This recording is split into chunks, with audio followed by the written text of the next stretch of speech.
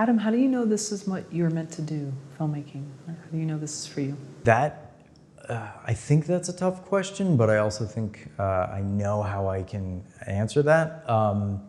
It's the feeling that I get when I do it, first and foremost, that it really makes me feel most like myself, you know, in other stuff, other jobs, in other situations in life.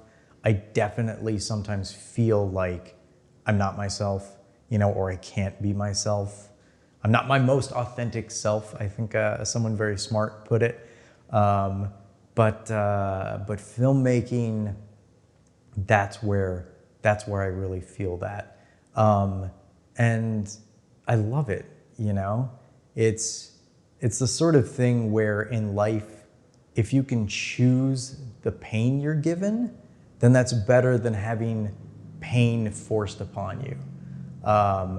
And the fact that filmmaking has all of these highs and lows, and it can be exhilarating and it can be super painful, you know, when you get rejected or when a project doesn't come together or a project that you've put out isn't received how you might want it to be received.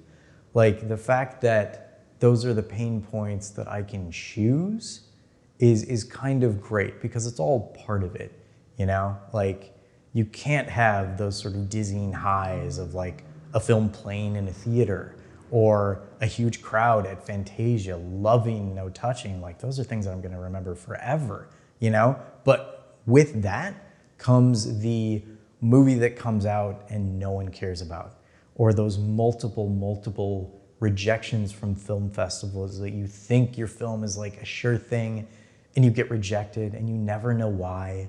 You know, it's just you get the sorry, thanks for submitting. And that is crushing, you know, the not knowing, like, were other films better? Was it just the, you know, the film festival's taste? Like, you never know. But telling stories and being able to impact people and make them think and make them feel, like if you can make an audience feel, like that is an amazing, almost addicting feeling, you know, making an audience laugh or cringe or shed a tear, which I'm hopeful my latest short can do. And a few friends who have seen it, it's not quite released yet, but they've said that it has done that. And that is just sort of an honor and an amazing feeling to be able to connect with people. And I think that's really what it's all about, is that through my work and through the stories that I want to tell, I'm connecting with people, you know? Like I may go to a party or a place where I feel uncomfortable and it's kind of hard to talk to people, right? But with filmmaking, like it's that same sort of connection and it's easier to talk to people in some ways, you know, through storytelling. That's interesting too. Yeah, I know, especially for people that, myself included, sometimes if I'm in a big group, I freeze up and I'm just not. Mm-hmm. But if it's about a film or a story, an author, it's different because it's a shared experience. Yeah. And so there's just a comfortable realm you can enter with that. Mm-hmm. With a film that you spend so much time with, whether it's a short or a feature, and then at some point, I would imagine there's almost like a letting go period where you're like, okay, it's out there, it's been received for better or worse, and now it's time for me to move on to something new. Can you talk about that process of where you come to that point where you know it's time to now start something new? Totally, yeah. And the latest example of that is my feature film Broken Ceiling. So that was the one that we shot in 4 days, the one that I needed to get done before, you know, I turned 31. You know, after sort of a year of like tinkering and sending it to festivals and getting feedback from people and like doing a little bit of re-editing, it finally found a distributor, which was great. And it was put up on, you know, Amazon and iTunes and Tubi TV. And, you know, in February 2018, it came out. And there was that big sort of like, oh, this is amazing. Like it's out there, and you hit the social media really hard. And, you know, we were able to get a review from the LA Times that was pretty complimentary. Great. And then we got a review from the Hollywood Reporter, which completely destroyed us. but I made it a point to send emails to both the writers and thank them for that. Wow. You know, because they spent an hour and a half of their time to review a super low budget movie that was shot in 4 days. You know, these are the film critics for the LA Times and the Hollywood Reporter. Like, I had to thank them for that because, you know, back in the day, I would never imagine having my movie, you know, having a picture of it and a review of it turn up in the hard copy of the LA Times, you know, That's that so I could cool. go down to the corner Starbucks, and I did. I literally did this.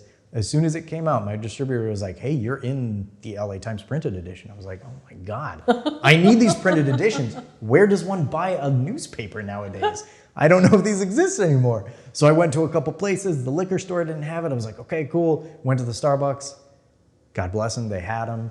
So I was like, I need to buy all of your copies. And I did. I bought all 6 of them.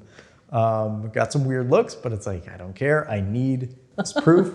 I got to have that moment that you hear about, that like, you know, the review comes out in the trades and they go and they buy it from the newsstand. I got to have that, which was super cool. So all of that was very exciting, and, you know, getting people to watch it when it first came out, it was great. And, you know, you push and you push and you know, you get people to watch it and they start reviewing it on Amazon, and like, that's exciting. And you get to see what people think of it as well. And then you're doing the outreach because, you know, you want to get some Rotten Tomatoes scores. So you're reaching out and like pinging so many reviewers who, you know, don't necessarily have the time to review it. So you're getting reviews here and there, and that helps, and that's great, and that's exciting. And then, you know, it sort of starts to taper off. Like a few months in, it starts to slow down. And then you start to think, well, what can I do to keep it going? You know, because you really want it to keep going because there's so many people that can still watch it. There's so many different audience members, you know, all around the globe, everywhere, you know, and so you're like, how do I reach them? How do I reach them? You know, what's the best way to do that? And that can be successful or that can be not successful. Myself, I hired a social media firm to sort of run the Instagram account because social media is something that I'm not at all talented in, and I don't have that much interest in. I know it's something that you have to do, but it is very, very hard to cut through the noise because everybody is posting everything at all hours, minutes, seconds of the day, that trying to find your fans and keep them engaged is fairly exhausting, and but can be ultimately rewarding. And it was, and there were definitely some successes. But I found that I needed to start letting it go because, you know, you're not, if you can't really expand the, you know, the people that are on your Instagram, you know, the followers, for example, It's hard. you're just kind of screaming the same message at them over and over, and you're not giving them anything new. So you have to try to keep them engaged with other things. It may not be movie focused, you know, like if your movie, you know, has some social commentary, then you can pull up stuff from the news and talk about that. Like there's a lot of ways to keep social media interesting instead of like always being like, watch my movie, because people are going to turn that off pretty quick. But yeah, we did that for 6 months solid and had some decent results. I can't say that they were amazing results, you know, but you know, it worked. It worked for the most part. But after that, I realized that I had to let it go a little bit, you know?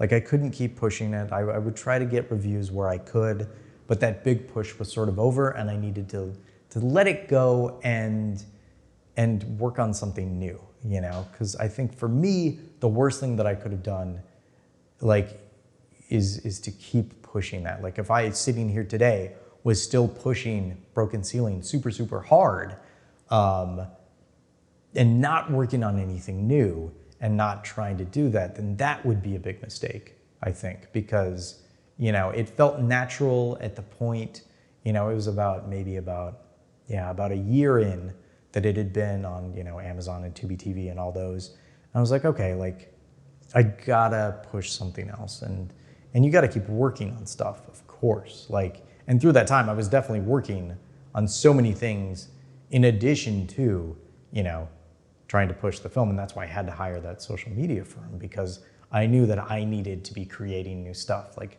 I knew that I needed to do a new short, you know? Another feature I would have loved to do, but the funding aspect is quite difficult to do. But I knew that I could, you know, self-fund another small short, do that, work on something else, just keep that going, because the big thing was getting on set again. Because in 2015 was a heck of a year, because we shot No Touching, we shot Broken Ceiling first in June. Oh. So I shot the feature Broken Ceiling before we shot No Touching, which was done in the fall. But imagine being able to shoot a feature and a short in the same year. Like, that's kind of a dream. But then I didn't step behind the camera until February of this year, of 2019, you know? So that's 3-4 years of not directing. And I found that very hard. You know, I was writing a lot, but I wasn't behind the camera, you know, because it's hard to squeeze in time to do that when you're trying to put out a feature and get people interested in that, and then writing other projects, you know. So yeah, it was good to get behind the camera again.